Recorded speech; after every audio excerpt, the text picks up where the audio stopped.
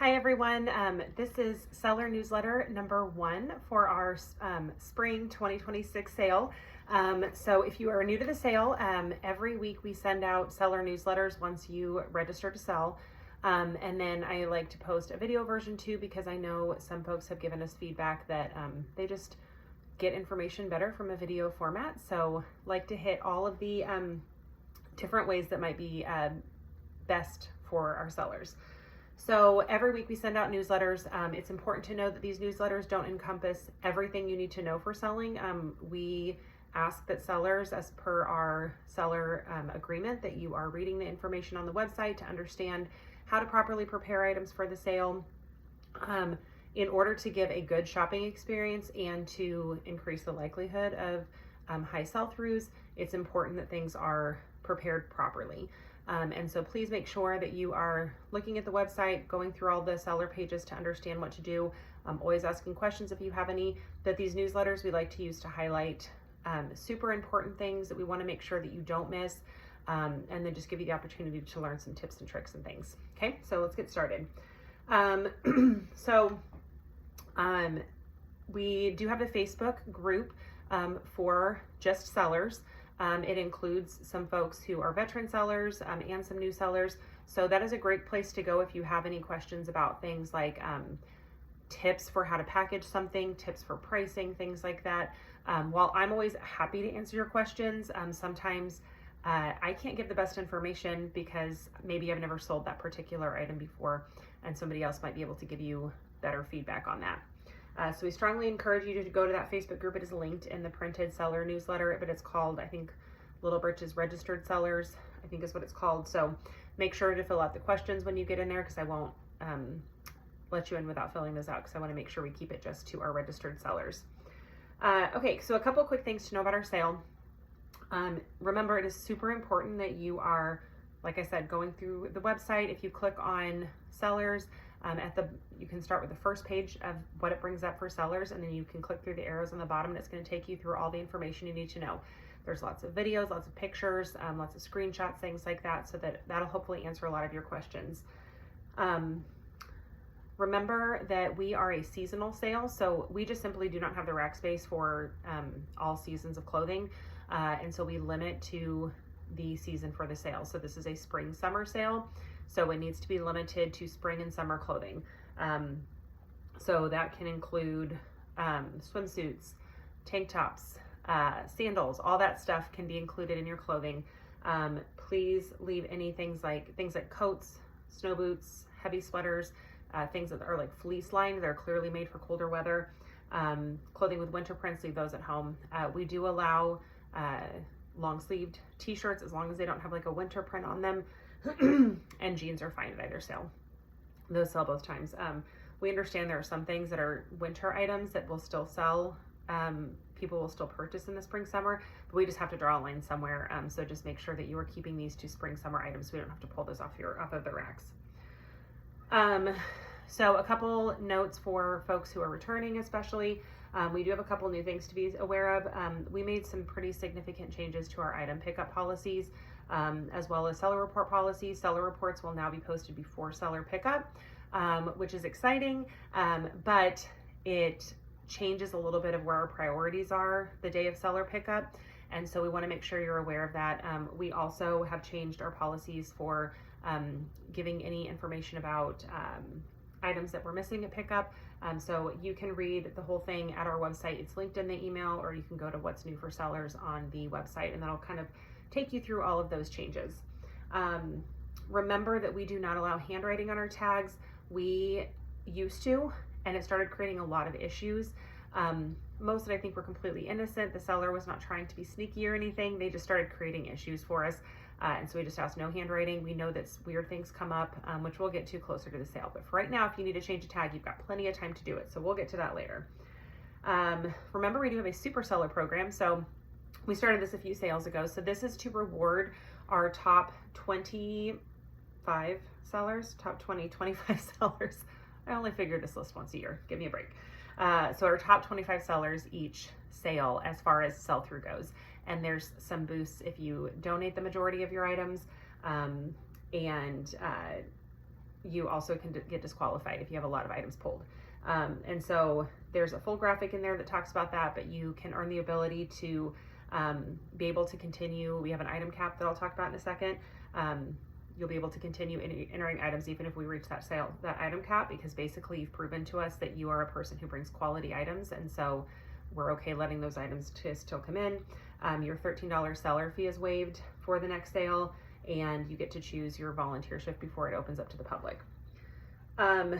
There is a picture in the newsletter of our tags that kind of explains what each part means. And this is actually more important than I think people realize, because we sometimes have issues with parts of this tag not being used correctly. And let me explain.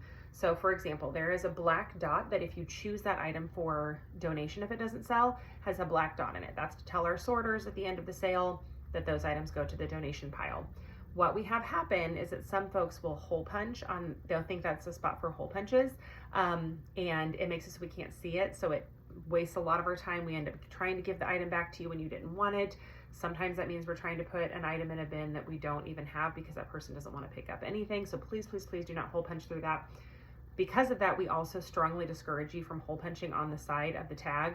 Our sorters are incredible and do their very, very best. But when we are sorting through literally thousands of items, it is easy to mistake a hole punch on the side of a tag for a black dot, and we pull those items for a donation. So please do not hole punch there. If you feel the need to hole punch on the top.